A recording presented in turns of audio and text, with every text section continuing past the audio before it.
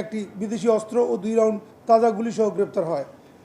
উল্লেখ্য, ধৃত শামীম পাটালি সহ পাটালি পরিবারের অন্যান্য সদস্যরা গত 15 মে 2026 তারিখ ও মোহাম্মদপুরে আলোচিত একই পরিবারের 7 জন সদস্যকে কুপিয়ে জখম করার ঘটনায় অভিযুক্ত আসামি। এই পাটালি পরিবারের অপর 2 সদস্য হত্যা মামলার আসামি রানা পাটালি এবং রাসেল পাটালি ইতিপূর্বে র্যাব 2 এর হাতে গ্রেপ্তার হয়ে এখন কারাগারে রয়েছে। পাটালি পরিবারের অন্যান্য সকল সদস্যদের নামে মোহাম্মদপুর থানায় চুরি, ছিনতাই, ডাকাতি ও মাদক মামলাসহ একাধিক মামলা রয়েছে।